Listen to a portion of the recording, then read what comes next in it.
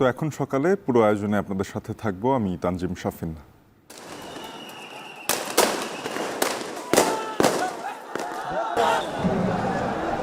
পৃথিবীর one of the biggest retailer, তাদের একটা 17 মিলিয়ন পিসেস অর্ডার থাকে প্রতি বছর তারা করে, বাংলাদেশ থেকে এটা করে। সেই 17 million piece order has move to India.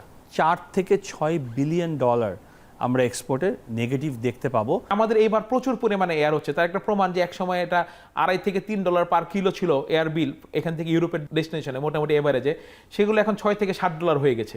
ক্যান্সেলের থেকেও বড় লস আমাদের এয়ারে হয়। ব্র্যান্ড যদি শ্রমিকদের যৌক্তিক দাবিগুলো যদি পরিপালন করার ব্যাপারে অস্বীকৃতি জানান বা না করে যদি অর্ডার শিফট করেন, আমাদের মালিকদের উচিত হবে ওই সমস্ত ব্র্যান্ড বা বায়ারদেরকে চিহ্নিত করা। কমার্স মিনিস্ট্রি এবং ফরেন মিনিস্ট্রির পক্ষ থেকে ওই সমস্ত দেশগুলোর সরকারের সঙ্গে আলাপ আলোচনা করা।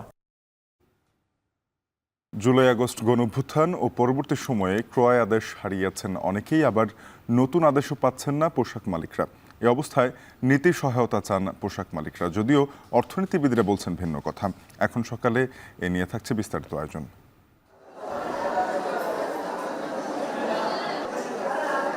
রিপোর্ট ডেলিভারি যেগুলো আপনার যেখানে টিকিট ক্রয় করতেছেন, এগুলো যদি ঠিক হইতো আশা করি সবকিছু মেনলি ঠিক হবে। আমরা লাইন ধরতে ধরতে 4 তলা থেকে 3 তলা সিঁড়ি পর্যন্ত চলে আসছি। একটা সিরিজে হচ্ছে যে 200 টাকা, বাইরে সেটা 600 টাকা। আমার এখানে সিটি স্ক্যান ব্রেনের একটা পরীক্ষা করি আমরা, এটা 2000 টাকা, এটা গভর্নমেন্ট ফি। আর এই পরীক্ষাটা বাইরে আপনার 4500 টাকা, 5000 টাকা এরকম নেয়। ফিশিং এই ভালো হচ্ছে, এই খারাপ হচ্ছে, এই ভালো হচ্ছে, এই খারাপ হচ্ছে। 500 বেডের হাসপাতাল থেকে এটা করা হয়েছে, বর্তমানে 500 বেডের এটা সরকারিভাবে অনুমোদন দিয়েছি। নো অবজেকশন সার্টিফিকেট যখন দিবে এনওসি, তখন আমরা এই মেশিনগুলো ঠিক করতে পারবো। গত অর্থ বছরে 18 কোটি টাকা আয় করেছে চট্টগ্রাম মেডিকেল কলেজ হাসপাতাল। তবে হাসপাতালের অনেক যন্ত্রপাতি বিকল, যেগুলো সচল রাখলে আরও আয় বাড়ানো যেত। এ নিয়েও এখন সকালে বিস্তারিত থাকছে। তবে শুরুতেই তৈরি পোশাক প্রসঙ্গ। টানা কয়েক মাস ধরে দেশের রাজনৈতিক অস্থিরতা, পট পরিবর্তন আর শ্রমিক অস্থিরতায় তৈরি পোশাক শিল্পে যে নেতিবাচক ধাক্কা লেগেছে, যা অনেকটাই দৃশ্যমান। একদিকে অনেক ক্রেতাই ক্রয়াদেশ বাতিল করেছেন, হারাতে হয়েছে বছরের সবচেয়ে বড় আদেশও। অন্যদিকে নতুন আদেশও মিলছে না অনেক কারখানায়। এ থেকে উত্তরণে নীতি সহায়তা চান পোশাক মালিকরা। তবে শ্রমিক অসন্তোষের কারণে পোশাকের ক্রয়াদেশ কমে যাওয়াকে অযৌক্তিক বলছেন অর্থনীতিবিদরা। জাকির হোসেনের ক্যামেরায় বিস্তারিত মুন্নাফ রশিদের প্রতিবেদনে। ছাত্র আন্দোলনে গেল জুলাইয়ের মাঝামাঝি সময় থেকে দেশ যখন উত্তাল, তখনও শান্ত শীর্ষ রপ্তানি আয়ের পোশাক খাত। এরপর গেল 5 আগস্ট স্বৈরশাসক শেখ হাসিনার পালিয়ে যাওয়া আর পট পরিবর্তনের পর ক্ষমতা নেয় অন্তর্বর্তী সরকার। আস্থা ফিরতে থাকে পোশাক খাতে। হঠাৎ 1 সেপ্টেম্বর বিভিন্ন দাবিতে রাস্তায় নামে পোশাক শ্রমিকরা। সব দাবি মানা হলেও দীর্ঘ 1 মাসে তা পুরোপুরি নিয়ন্ত্রণে আসেনি। সবশেষ তথ্য অনুযায়ী গাজীপুর, আশুলিয়া ও সাভারে 1283টি কারখানার মধ্যে 66টি কারখানা বিভিন্ন কারণে এখনও বন্ধ। এ সময় কারখানা ভাঙচুর আর উৎপাদন বন্ধ থাকায় ক্ষতির মুখে পড়েন অনেক পোশাক মালিক। চলতি বছরের প্রথম 7 মাসের তথ্য বলছে, বড় 2 বাজার ইউরোপ ও আমেরিকায় আশঙ্কাজনক হারে কমেছে পোশাক রপ্তানি। যুক্তরাষ্ট্রে কমেছে 10.28% আর ইইউতে কমেছে 4.84%। ইউরোস্টেট ও ওটেক্সার তথ্য বলছে, চলতি বছরের প্রথম 7 মাসে ইউর ব্যবসায়ীরা পোশাকের আমদানি কমিয়েছেন 5.22%, যেখানে বাংলাদেশ রপ্তানি হারিয়েছে 4.84%। ইতিবাচক ধারায় আছে শুধু কম্বোডিয়া, পাকিস্তান ও মরক্কো। এ সময় যুক্তরাষ্ট্রের ব্যবসায়ীরা ক্রয়াদেশ কমিয়েছেন 4.61%, যেখানে বাংলাদেশ রপ্তানি হারিয়েছে 10%-এর বেশি। শীর্ষ 10 রপ্তানিকারক দেশের মধ্যে কম্বোডিয়া ও পাকিস্তানের রপ্তানি বাড়লেও বাকিদের কমেছে। এ তো গেল জুলাই পর্যন্ত হিসাব। আগস্টের অভ্যুত্থান পরবর্তী সময়ে কি অবস্থা? আগস্ট সেপ্টেম্বরের প্রকৃত রপ্তানি তথ্য পাওয়া না গেলেও রপ্তানিকারকরা বলছেন এ সময় কমেছে ক্রয়াদেশ। তবে ক্রয়াদেশ বাতিল নিয়ে রয়েছে মিশ্র প্রতিক্রিয়া, যদিও হারাতে হয়েছে বছরের সবচেয়ে বড় আদেশ। অর্ডার যে ডাউনপ্লে হচ্ছে, এটির একটি বড় সুযোগ কিন্তু ইন্ডিয়ানরা ইজ টেকিং। পৃথিবীর one of the biggest retailer, তাদের একটা 17 মিলিয়ন পিসেস অর্ডার থাকে প্রতি বছর তারা করে, বাংলাদেশ থেকে এটা করে। সেই 17 million piece order has move to India. I can total order has been move to India. এবং এটি সাধারণত প্রোডাকশন হয় August, September, October, November, December, এই 4 মাসে। এই অর্ডারটি মুভ করেছে এবং এই অর্ডার কোথায় মুভ করেছে, কোন ফ্যাক্টরিতে মুভ করেছে I know. T-shirt particularly knit sector একটু বেশি ইম্প্যাক্ট করেছে। চেস অর্ডার ওভেন সেক্টরে পুরাপুরি has move to India, Pakistan and Sri Lanka. So overall আমার মনে হয় একটা $4 থেকে $6 বিলিয়ন আমরা এক্সপোর্টের নেগেটিভ দেখতে পাবো। বলার মতো কোনো কোয়ান্টিটি ক্যান্সেল হয় নাই। যেটা হয়েছে সেটা আমি যেটা বললাম যে এয়ার বা ডিসকাউন্টে গেছে, কারণ ক্যান্সেল বায়রা করে না এই সময়ে, কারণ তাদের তো আবার কমিটমেন্ট থাকে, তাদের স্টোরে মাল তুলতে হবে, তাদের র্যাকে মাল থাকতে হবে, ফলে ক্যান্সেল করাটা কোনো সমাধান তার জন্য হয় না সাধারণত, যদি খুব বেশি দেরি না হয়ে সিজনটা মিস না হয়ে যায়। বাট 15-20 দিনের জন্য, 1 মাসের জন্য বায়রা কখনো ক্যান্সেল করে না। তারা যেটা করে যে তারা গুডসগুলো এয়ার করে, আর একটু বেশি দেরি হলে 1-1.5 মাস হয়ে গেলে তখন তারা একটা ডিসকাউন্ট দেয়, বিকজ তারা তাদের মেইন সিজনের শুরুটা মিস করে, লাস্টের দিকে তাদেরও ডিসকাউন্টে সেল করতে হয়, ফলে তারা তখন সেটাকে ডিসকাউন্টেড রেটে নেয় আর কি। চাইলেই যে 1 মাসের মধ্যে অন্য একটা ওই অর্ডারটা আরেকখান থেকে সোর্সিং করবে, এটা হয় না কখনো। ক্রয়াদেশ বাতিল কিংবা অন্য দেশে চলে যাওয়া নিয়ে ব্যবসায়ীদের মধ্যে মতের ভিন্নতা থাকলেও বিমানে পণ্য রপ্তানির ক্ষেত্রে বিমান ভাড়া নিয়ে একমত তারা। ক্রেতা ধরে রাখতে ক্ষতি জেনেও বিমানেই শিপমেন্ট করছেন তারা। দেরি হওয়ার কারণে প্রচুর পরিমাণে আমাদের গুডস এয়ারলিফট করতে হচ্ছে বা এয়ারে পাঠানো লাগতেছে, যেটা জাহাজে যাওয়ার কথা। এবং আপনারা জানেন যে এয়ারে যখন কোনো গুডস যায়, টোটাল ভ্যালু থাকে গার্মেন্টসের তারও প্রায় 2-3 গুণ চলে যায়। ফলে আমাদের যে র মেটেরিয়ালস, কাপড়, সুতার যে দাম, আমাদের সিএম, আমরা কিছুই পাই না এয়ারে যখন আমরা মালটা পাঠাই। এবং এটা এয়ার একটা এয়ার কাভার করা অনেক ফ্যাক্টরির জন্য আসলে তার ব্যবসায়িক জীবনে কখনো সম্ভব হয় না, এত বড় ক্ষতি হয়ে যায়। বাট আমাদের এইবার প্রচুর পরিমাণে এয়ার হচ্ছে, তার একটা প্রমাণ যে এক সময় এটা $2.5 থেকে $3 পার কিলো ছিল এয়ার বিল এখান থেকে ইউরোপের যে ডেস্টিনেশনে মোটামুটি এভারেজে, সেগুলো এখন $6 থেকে $7 হয়ে গেছে।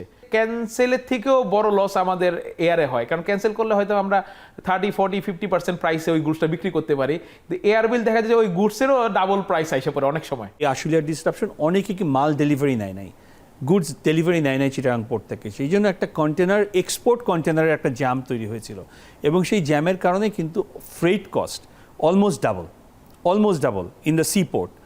সিমিলারলি এয়ারপোর্টের যখন আমরা ডিলেড শিপমেন্ট করছি তখন এয়ার কস্ট আমাদের বেড়ে গেল। তবে শ্রমিক অসন্তোষের কারণে পোশাকের ক্রয়াদেশ কমে যাওয়াকে অযৌক্তিক বলছেন অর্থনীতিবিদরা। ইউরোপ ও আমেরিকার বাজারে বাড়তি মূল্যস্ফীতি, মার্কিন নির্বাচন আর বিশ্বজুড়ে অর্থনৈতিক মন্দাকে দায়ী করছেন তারা। মার্কিন যুক্তরাষ্ট্রের বাজারে উচ্চ বেকারত্ব, নির্বাচন কেন্দ্রিক অনিশ্চয়তা, এগুলো যেমন কাজ করছে, ইউরোপের বাজারের ক্ষেত্রে মূল্যস্ফীতি সেখানে একটা কারণ, এবং একই সাথে জ্বালানি সংকট এবং সামগ্রিক প্রবৃদ্ধি, কম স্রোত প্রবৃদ্ধিও সেখানে কারণ।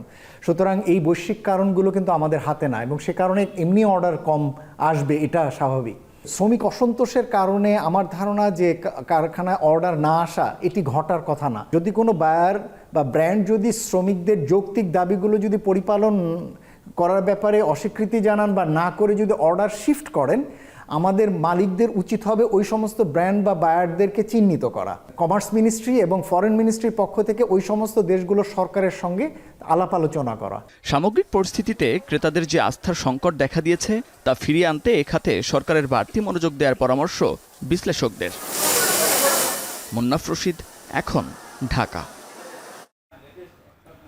গত অর্থবছরে 18 কোটি টাকারও বেশি আয় করেছে চট্টগ্রাম মেডিকেল কলেজ হাসপাতাল। গেল অর্থবছর সরকারি এই হাসপাতালে 6 লাখেরও বেশি রোগী সেবা নিয়েছেন, যেটি হয়ে উঠেছে চট্টগ্রাম অঞ্চলে নামমাত্র খরচে রোগ নির্ণয়ের নির্ভরযোগ্য ঠিকানা। তবে প্রচারের অভাব ও প্রয়োজনীয় অনেক যন্ত্রপাতি নষ্ট না থাকলে আরও আয় বাড়ত বলে মনে করে কর্তৃপক্ষ। সরকারি হাসপাতালটির রোগ নির্ণয়ের নানা সেবা, আয় ও চ্যালেঞ্জ অনুসন্ধান করেছেন সহকর্মী ফয়সাল করিম। ক্যামেরায় ছিলেন সঞ্জয় মল্লিক। চট্টগ্রাম মেডিকেল কলেজের আউটডোর টিকিট কাউন্টারগুলোর সামনে সেবা প্রার্থীদের দীর্ঘ সারি, সাথে হট্টগোল, বাকবিতণ্ডা বা রোগী স্বজনের দিকবিদিক ছোটাছুটি। টিকিট দেয়া থেকে ল্যাব রিপোর্ট পাওয়া, কোন পরীক্ষা কোথায় কিংবা জরুরি তথ্য প্রাপ্তি, এসব নিয়ে নিয়মিতই মেলে বিস্তর অভিযোগ। পরীক্ষা তো ভালো পাচ্ছেন, রিপোর্ট তো আর খারাপ পাচ্ছেন না, কিন্তু আপনি যে রিপোর্ট ডেলিভারি যেগুলো আপনার যেখানে টিকিট ক্রয় করতেছেন, এগুলো যদি ঠিক হইতো আশা করি সবকিছু ঠিক হবে। এখানে পুরুষ এবং মহিলার দীর্ঘ লাইন, আমরা লাইন ধরতে 4 তলা থেকে 3 তলা সিঁড়ি পর্যন্ত চলে আসছি। যারা রিপোর্টগুলো দেয় ওখানে মাত্র 2 জন লোক আছে, ওখানে চাইলে ওরা আরও লোক বাড়াইতে পারতো। অভিযোগের পরও প্যাথোলজি ল্যাবে প্রতিদিন সেবা নিতে ছুটে আসেন প্রায় 1000 খানেক মানুষ। পরীক্ষাও হয় 2500 থেকে 3000। রোগী ও স্বজনেরা জানালেন, দুর্ভোগ থাকলেও বাইরের ডায়াগনস্টিকের চাইতে 3 থেকে 4 গুণ কম মূল্যে পরীক্ষা করা যায় এখানে। অন্য সব হাসপাতালে ব্যয় বেশি, এখানে ব্যয় কম। বাইরে যেটা মনে করেন 100 টাকা নেবে একটা এক্সাম্পল, ওটা এখানে আপনি 30 টাকা দিয়ে 40 টাকা দিয়ে করতে পারতেছেন। দেখে মনে হতে পারে বেসরকারি কোনো হাসপাতাল বা ডায়াগনস্টিকের অত্যাধুনিক একটি ল্যাব, অথচ উন্নত মানসম্পন্ন যন্ত্রে সজ্জিত পরিচ্ছন্ন শীতাতপ নিয়ন্ত্রিত এই কক্ষটি চট্টগ্রাম মেডিকেল কলেজ হাসপাতালের একটি সরকারি ল্যাব। প্রতিষ্ঠানটির বহির্বিভাগের সামনে রোগীদের নিত্য হট্টগোল, ভিড় বা নানা অভিযোগ পেরিয়ে ভেতরে যে এমন একটি ল্যাব সার্বক্ষণিকভাবে সাধারণের রোগ নির্ণয় করে যাচ্ছে, এ কথা হয়তো অনেকেরই অজানা। বাইরের ডায়াগনস্টিক সেন্টার বা হাসপাতালগুলোতে আছে বাড়তি ব্যয়, মাঝে মধ্যে ভুল রিপোর্টের বাড়তি দুর্ভোগ। সেখানে এই ল্যাবে 3 থেকে 4 গুণ কম খরচে, এমনকি কিছু কিছু পরীক্ষায় 10 থেকে 20 গুণ কম খরচে অনেকটা নির্ভুলভাবে আপনি করাতে পারেন 58 রকমের সাধারণ ও জটিল নানা রোগ নির্ণয়। এখানে একটা ক্রিটিনিন করি ধরেন এখানে 50 টাকা, গভর্নমেন্ট রেট হচ্ছে 50 টাকা, সেটা বাইরে 400 টাকার কম না। একটা সিবিসি হচ্ছে যে 200 টাকা, বাইরে সেটা 600 টাকা। সিবিসি পরীক্ষা থেকে আরবিএস পরীক্ষা, লিপিড প্রোফাইল থেকে ইউরিক অ্যাসিড, প্রায় সব প্যাথোলজিক্যাল সেবাই এখানে মেলে। হাসপাতালে গত কয়েক বছরে যেসব বিভাগ আধুনিকায়ন হয়েছে তার মধ্যে এই ল্যাবরেটরি মেডিসিন বিভাগ অন্যতম। এখানে 2 বছর আগে বাড়ানো হয়েছে ticket booth, sample collection booth ও কর্মীদের শিফট। এতে 5 বছরের ব্যবধানে এই বিভাগে আয় বেড়েছে অন্তত 4 গুণ। 19-20 অর্থ বছরে 1.5 কোটি টাকার আয় এখন দাঁড়িয়েছে 6 কোটি 38 লাখে। হাসপাতালের রেডিওলজি বিভাগে মেলে CT scan, X ray, ultrasonography বা এমআরআইয়ের মতো জটিল সেবা। এই বিভাগে এলে চোখে পড়ে সংকটাপন্ন, গুরুতর আঘাত পাওয়া জরুরি রোগীদের ভিড়। গত 5 বছরে এই বিভাগ থেকে সরকার রাজস্ব পেয়েছে 25 কোটি 44 লাখ টাকা। রোগী ছিল 7,88,000 জন, অর্থাৎ বছরে গড়ে প্রায় 5 কোটি টাকার আয় হয়েছে এই বিভাগেও। আমার এখানে সিটি স্ক্যান ব্রেনের একটা পরীক্ষা করি আমরা, এটা 2000 টাকা, এটা গভর্নমেন্ট ফি। আর এই পরীক্ষাটা বাইরে আপনার 4,500 টাকা, 5,000 টাকা এরকম নেয়। সিটি এনজিওগ্রাম যেগুলো হয় এগুলো বাইরে 18 থেকে 24,000 টাকা। আমার এখানে 6,000 টাকার ভিতর মোটামুটি রোগীদের পরীক্ষাগুলো সম্পন্ন হয়ে যায়। চট্টগ্রাম মেডিকেল হাসপাতালে আয়ের বড় অংশই আসে মূলত প্যাথোলজি, রেডিওলজি ও কার্ডিওলজি বিভাগ থেকে। গত 3 বছরে সরকারি এই হাসপাতালে মোট রাজস্ব বেড়েছে প্রায় 1.5 গুণ। আর গত বছর এখানকার বিভিন্ন ল্যাবে সেবা নিয়েছেন 6 লাখেরও বেশি মানুষ। এই আশা জাগানিয়া গল্পে বোঝা যায় চট্টগ্রাম মেডিকেল কলেজ হতে পারত এই অঞ্চলের মানুষের রোগ নির্ণয়ে টেস্ট ও সেবার মূল ভরসাস্থল। অথচ প্রচারের অভাবে মেডিকেলের কম মূল্যের এসব সেবার কথা জানে না অনেকেই। তারা ছুটে যায় বেসরকারি ক্লিনিক ও ডায়াগনস্টিকে। সবচেয়ে বড় চ্যালেঞ্জ তৈরি করছে দক্ষ জনবল, অবকাঠামো সংকট ও বিকল যন্ত্র। রক্ষণাবেক্ষণের অভাবে বছরের পর বছর অকেজো পড়ে থাকে প্রয়োজনীয় অনেক যন্ত্র। 2,500 থেকে 3,000 টেস্ট পার ডে আমাদের এখানে টেস্ট হয়। একটা সময় ছিল এটা 1 শিফটে চলতো, এখন সেটা 3 শিফটে চলে। সেখানে গভর্নমেন্ট মূল পোস্ট হচ্ছে 6 জন, কিন্তু এটার সংখ্যা 30 হওয়া দরকার। এখন মিনিমাম এখানে 20 হইতো 25 জন মেডিকেল টেকনোলজির দরকার, যদি ভালো কাজ এবং জনগণ সেবা ভালো পাইতে পারে। মেশিন এই ভালো হচ্ছে, এই খারাপ হচ্ছে, এই ভালো হচ্ছে, এই খারাপ হচ্ছে। রেডিওলজি বিভাগে গত 2 বছর ধরে স্তন টিউমার অথবা ক্যান্সার নির্ণয়ের ম্যামোগ্রাফি মেশিনটি অচল পড়ে আছে। নষ্ট হয়ে আছে অতি গুরুত্বপূর্ণ এমআরআই মেশিন। তাছাড়া 4টি আল্ট্রাসোনোগ্রাফি মেশিন, 4টি এক্স রে মেশিন সহ দীর্ঘদিন অচল পড়ে আছে হাসপাতালের প্রায় 20 কোটি টাকার নানা গুরুত্বপূর্ণ যন্ত্র। এসব যন্ত্র একবার নষ্ট হলে মেরামতে কয়েক কোটি টাকা লাগে। তাই মেরামত বা নতুন যন্ত্র পাওয়ার আবেদন বাজেট জটিলতায় উপরে গিয়ে থমকে থাকে। আর অসংখ্য চিঠি দেওয়ার পরও জনবল নিয়োগও থমকে আছে। এটা হচ্ছে 500 বেডের হাসপাতাল থেকে এটা করা হয়েছে, বর্তমানে 500 বেডের এটা সরকারিভাবে অনুমোদন দিয়েছে। কিন্তু ম্যান পাওয়ার হচ্ছে আমার 500 বেডের জনবল দিয়ে। এটা নিয়ে আমরা অনেক চিঠি লেখালেখি করেছি।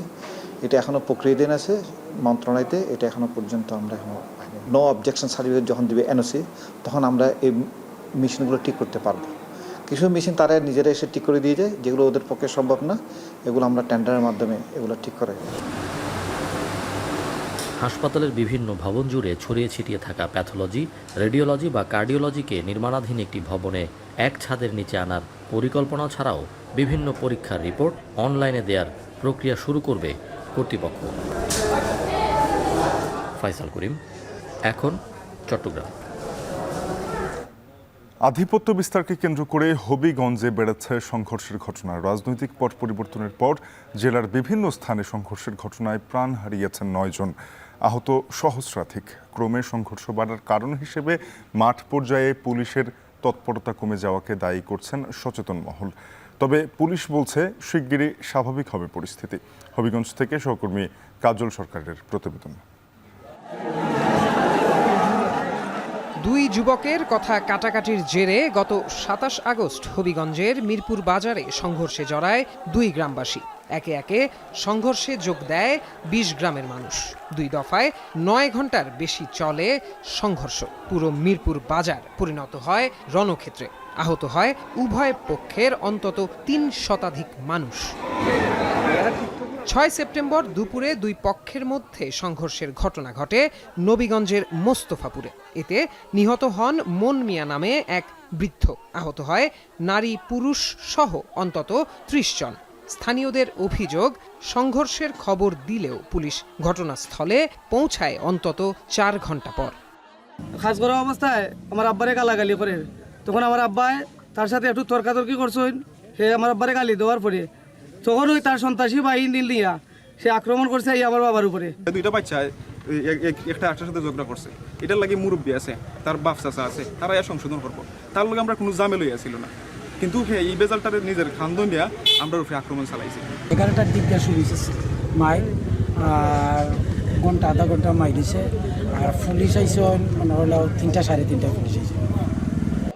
রাজনৈতিক পট পরিবর্তনের পর হঠাৎই জেলায় বেড়েছে সংঘর্ষ ও হতাহতের ঘটনা। নিয়মিতই জেলার বিভিন্ন স্থানে ঘটছে ছোট বড় মারামারি ও হাতাহাতির ঘটনা, যার সূত্রপাত হয় মূলত ফেসবুক স্ট্যাটাস, বিতর্ক কিংবা গ্রামের আধিপত্য বিস্তারকে কেন্দ্র করে। পুলিশ বলছে সচেতনতা বৃদ্ধি ও মনোভাব পরিবর্তনের মাধ্যমেই বিশৃঙ্খলা দূর করা সম্ভব। আর সচেতন মহল বলছে পুলিশের জড়তা কাটানোর পাশাপাশি মনোবল বাড়ানো না হলে আইন শৃঙ্খলা পরিস্থিতির উন্নতি ঘটানো সহজ হবে না। তাদেরকে আবার পুনর্গঠন করে তাদের মনোবল ফিরিয়ে আনাটা হচ্ছে এখন সবচেয়ে বড় বিষয়। যদি মনোবল ফিরিয়ে না আসে তাইলে এই পুলিশ দিয়ে অন্তত এই দেশে আইন শৃঙ্খলা রক্ষা করা কোনো অবস্থাতেই সম্ভব না। এই এলাকার লোকজন সহজ সরল কিন্তু ইমোশনাল, খুব ইমোশনাল। এই আমার কাছে মনে হয় যে এই ইমোশনটাকে যদি আমরা পজিটিভলি কাজে লাগাই তাহলে এই দাঙ্গাও থাকবে না। কারণ আপনি তাকে বোঝান যে এই দাঙ্গার কারণে ক্ষতিটা কি হচ্ছে, তার শুধু ক্ষতি হচ্ছে না, একজনের মানুষের জীবন সংহার হতে পারে। দ্রুতই জেলার আইন শৃঙ্খলা পরিস্থিতির উন্নতি ঘটবে এমনটাই প্রত্যাশা হবিগঞ্জবাসীর। এখন হবিগঞ্জ। নওগাঁয় পাইকারি বাজারে সবজির সরবরাহ কমায় কেজি প্রতি দাম বেড়েছে 5 থেকে 10 টাকা। অন্যদিকে কলাপাড়ায় ডিম, ব্রয়লার ও দেশি মুরগির দাম বেড়েছে। নিয়ে আরও জানাতে নওগাঁ শহরের পৌর পাইকারি বাজার থেকে সহকর্মী আব্বাস আলী ও কলাপাড়া পাইকারি বাজার থেকে যুক্ত আছেন সহকর্মী জসিম পারভেজ। শুরুতেই আব্বাস, আপনার কাছে যেতে চাই, বাজারে সবজির সরবরাহ কী কারণে কম?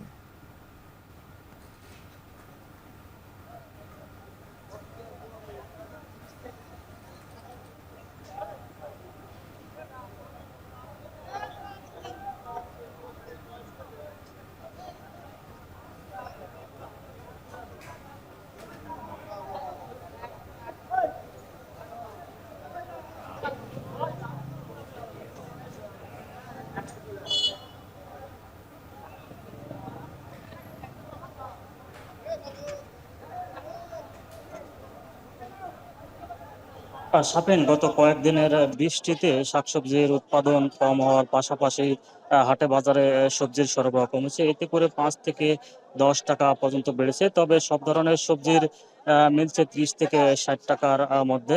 আমি এখন অবস্থান করছি নওগাঁ পৌর পাইকারি বাজারে। এই বাজারে সকাল থেকে, অর্থাৎ বলা যায় যে ভোর থেকে আশপাশের বিভিন্ন এলাকার কৃষকরা সবজি বিক্রি করার জন্য নিয়ে আসছেন। সবচেয়ে বেশি দামের যেই সবজি ধনিয়া পাতা এখানে বিক্রি হচ্ছে 400 টাকা কেজি এবং ফুলকপি বিক্রি হচ্ছে 90 টাকা। গত কয়েকদিনের ব্যবধানে কেজিতে 70 টাকা বেড়ে কাঁচামরিচ বিক্রি হচ্ছে 200 থেকে 220 টাকা কেজি। 10 টাকা বেড়ে করলা বিক্রি হচ্ছে 50 টাকা কেজি। তবে পটলের দাম আগের দামে বিক্রি হচ্ছে 25 থেকে 30 টাকা এবং বেগুন 5 টাকা বেড়ে বিক্রি হচ্ছে 60 টাকা কেজি।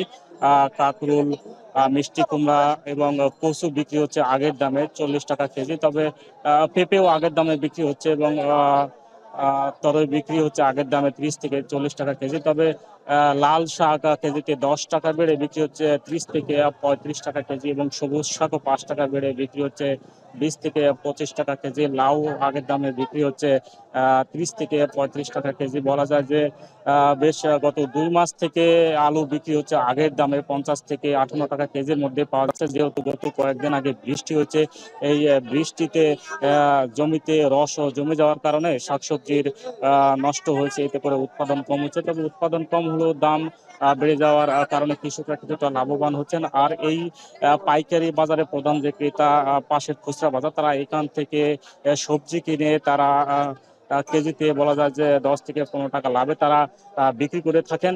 আর এই পাইকারি বাজারে যদি সবজির দাম কমে বা বাড়ে, এর প্রভাব পড়ে খুচরা বাজারে। যেহেতু কিছুটা দাম বেড়েছে, এতে করে বলা যায় যে সবজির বাজারে কিছুটা অস্বস্তি বেড়েছে। আর এই কারণে আসলে বলা যায় যে কয়েকদিন পর আসলে সবজির বাজার স্বাভাবিক হবে। এই ছিল পাইকারি সবজির বাজার থেকে আমার কাছে সব শেষ। এবার একটু আমিষের বাজারে ঢুকতে চাই। জানাবেন জসিম, ডিমের সরবরাহ কমার কারণ কি? বাড়তি দাম নিয়ে ক্রেতারা কি বলছেন?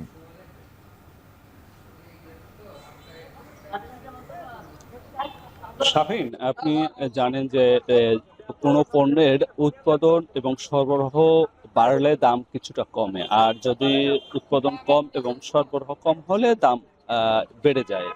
তো সেই পর্যায়ে পড়েছে এখানকার যে ব্রয়লার, ডিম এবং মুরগির মাংসের উপরে। তো আজ এই কলাপাড়া নাচনাপাড়া পাইকারি বাজারে আমরা ঘুরে যতটুকু নিশ্চিত হতে পেরেছি যে আজ ব্রয়লার ডিম প্রতি হালি 2 টাকা বেড়ে 52 টাকায় বেচা বিক্রি হচ্ছে এবং দেশি মুরগির ডিম 5 টাকা বেড়ে 70 টাকা প্রতি হালি বিক্রি হচ্ছে এবং অপরিবর্তিত রয়েছে সোনালী মুরগির ডিম 64 টাকা হালি বিক্রি হচ্ছে এবং কমেছে হাঁসের ডিমের দাম 5 টাকা কমে 70 টাকা প্রতি হালি বিক্রি হচ্ছে। এছাড়া যে এখানকার যে মুরগির মাংস রয়েছে, ব্রয়লার মুরগির মাংস 10 টাকা বেড়ে 180 টাকা প্রতি কেজি বিক্রি হচ্ছে এবং দেশি মুরগির মাংস 20 টাকা বেড়ে 420 টাকা বেচা বিক্রি হচ্ছে প্রতি কেজি এবং কমেছে সোনালী মুরগির মাংসের দাম 10 টাকা কমে 250 টাকা প্রতি কেজি বিক্রি হচ্ছে এবং কক মুরগির মাংস 20 টাকা কমে 330 টাকা প্রতি কেজি বেচা বিক্রি হচ্ছে। তো এখানকার ব্যবসায়ীদের সঙ্গে আমরা কথা বলেছি, তারা বলেছে যে বাজারে ব্রয়লার মুরগির চাহিদা বেশি থাকায় দাম বেড়েছে, আর যে সকল হাঁস মুরগির ডিম এবং মাংসের চাহিদা কম, সেটার দাম কিছুটা অপরিবর্তিত এবং কম রয়েছে, এমনটি নিশ্চিত করেছে। এই ছিল আমার কাছে সবশেষ। শাফিন। সহকর্মী জসিম পারভেজ কলাপাড়া থেকে, এর আগে আব্বাস আলী নওগাঁ থেকে যুক্ত হয়ে জানাচ্ছিলেন সবজি ও ডিম মুরগির বাজার নিয়ে। এবারে মাছের বাজারের খবর জানতে চাই। সরবরাহ কমায় বগুড়ার বিভিন্ন বাজারে মাছের দাম বেড়েছে, এর মধ্যে সবচেয়ে বেশি দামে বিক্রি হচ্ছে ইলিশ। এ নিয়ে জানাতে বগুড়ার চাষি বাজার থেকে যুক্ত আছেন সহকর্মী রাজীব সেলিম। রাজীব, জানাবেন যে কেন মাছের দাম বেড়ে গেছে, কোন মাছ কেমন দামে বিক্রি হচ্ছে?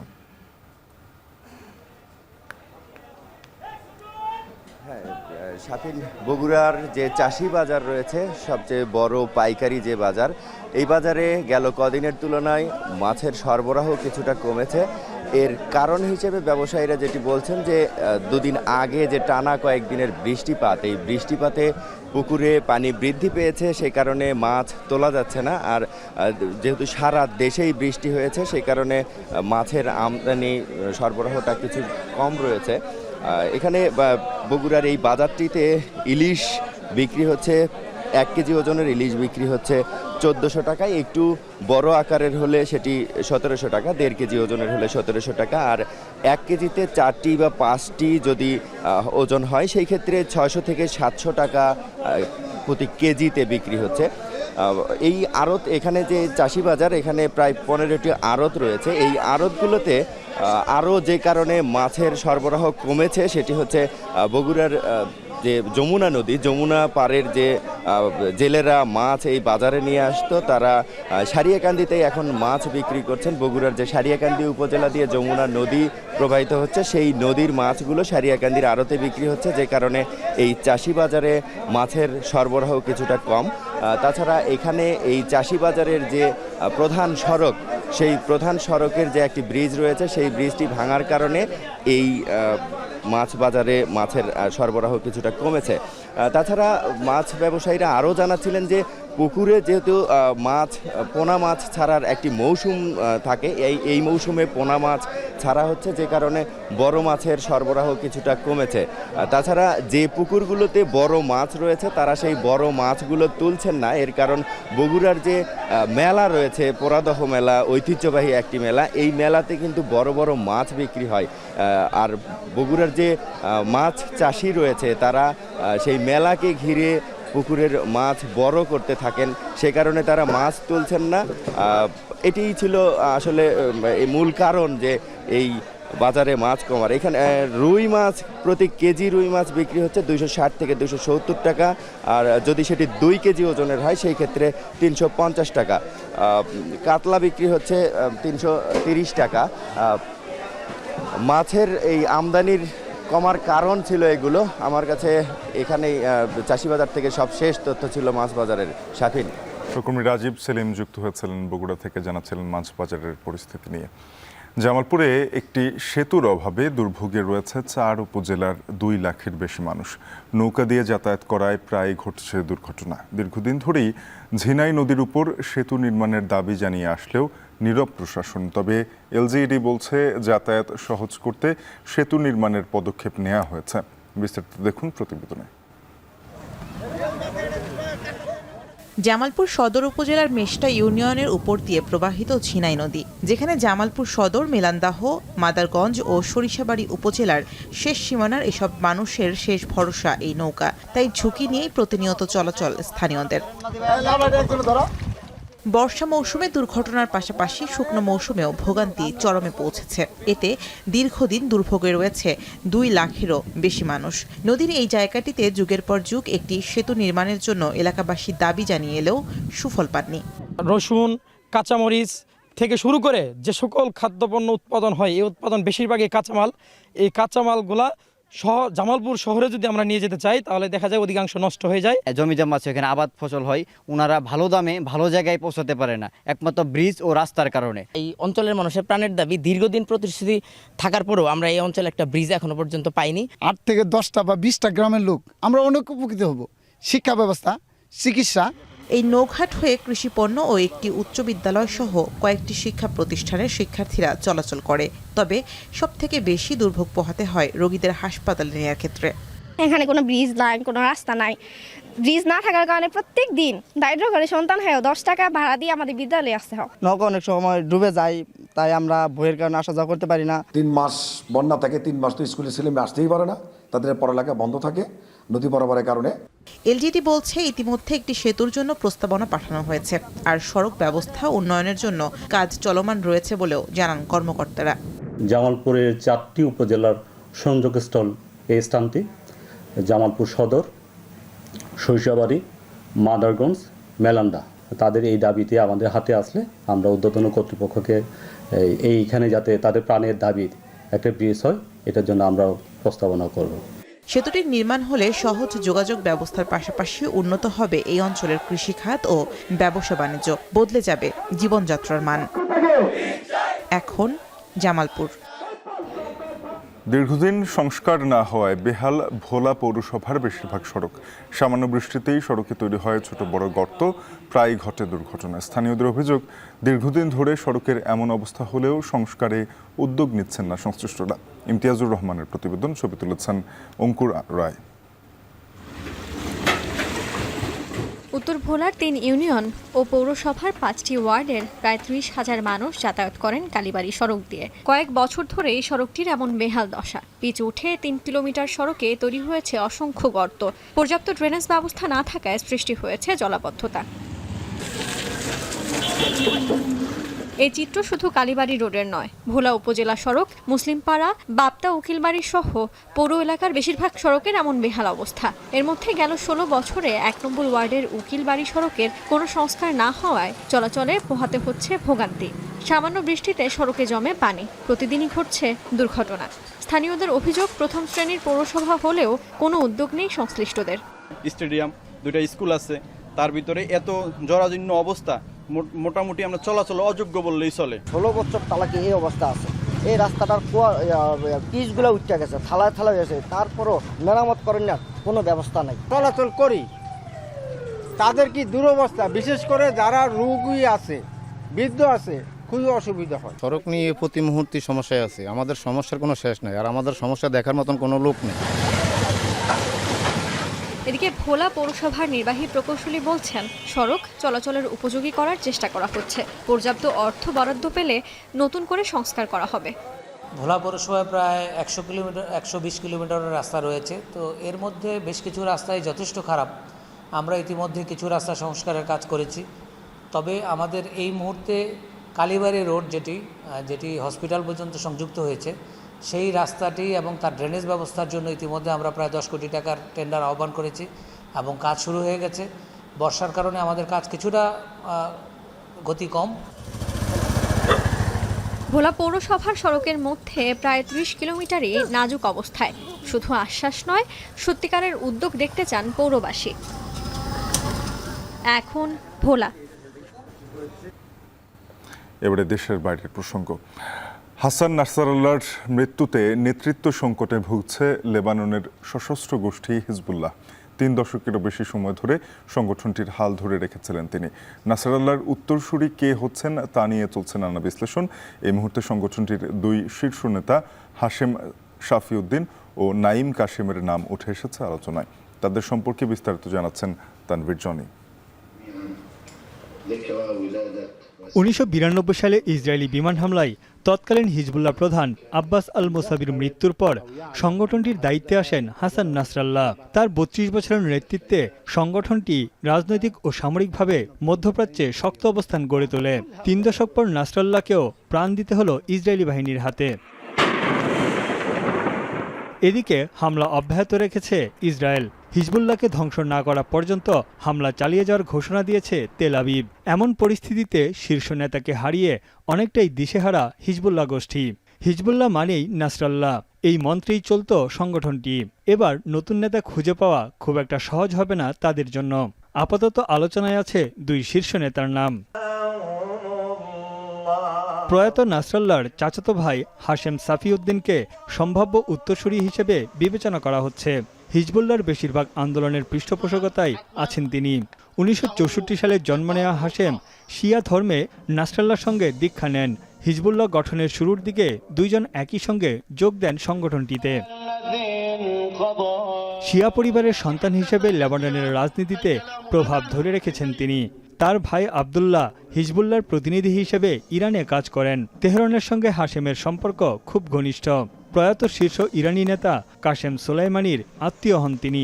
হিজবুল্লাহর মহাসচিব হওয়ার দৌড়ে এগিয়ে আছেন হাশেম সাফিউদ্দিন। তার প্রতি ব্যাপক সমর্থন যোগাচ্ছে ইরান।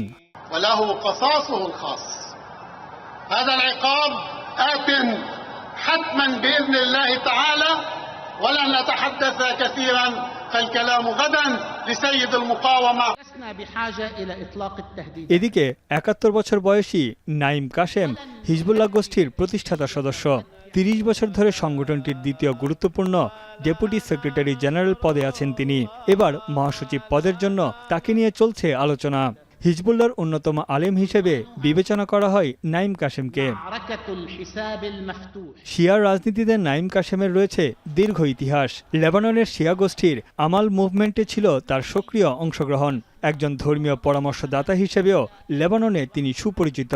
হিজবুল্লাহর শিক্ষা ও সংসদীয় কার্যক্রম তদারকির দায়িত্ব তার কাঁধে। তিনি লেবাননের শুরা কাউন্সিলেরও একজন সদস্য।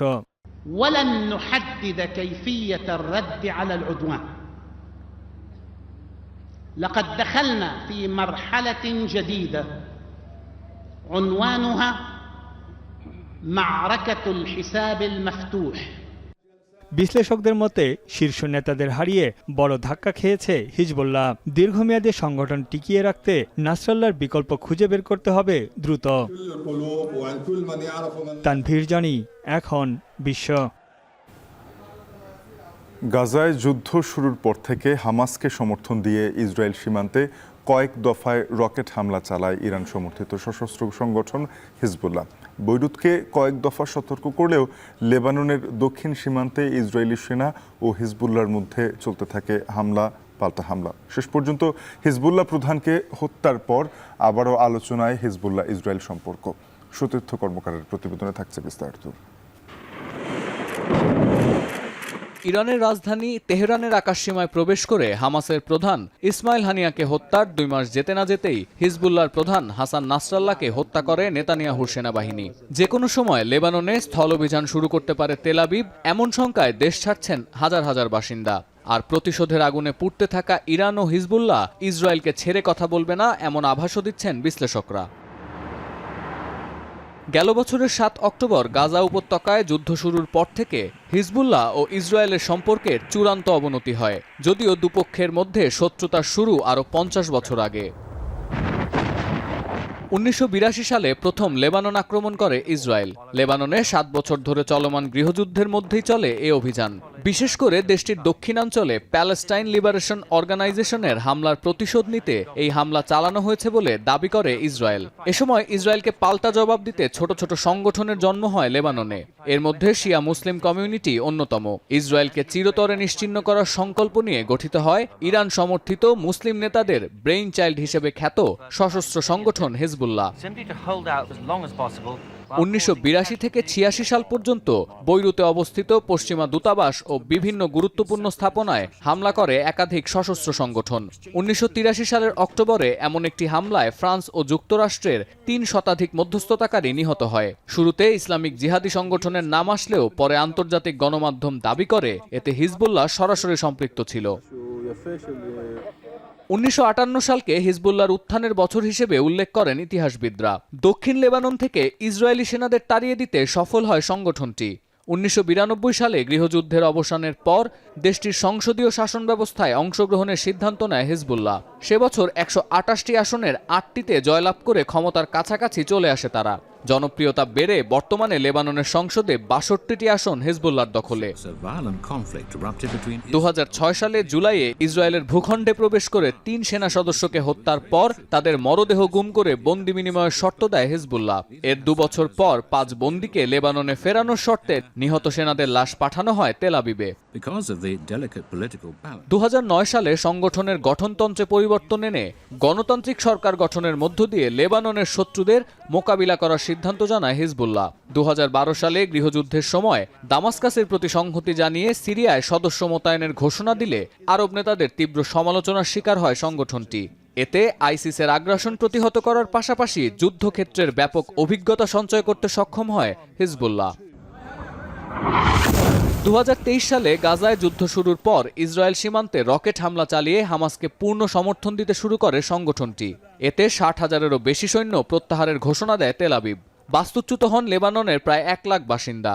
তবে মূল সংঘাতের সূত্রপাত 17 সেপ্টেম্বর লেবাননে সিরিজ পেজার বিস্ফোরণের পর, যার চূড়ান্ত পরিণতি ইসরায়েলি বিমান হামলায় হিজবুল্লাহ প্রধান হাসান নাসরাল্লাহর মৃত্যু।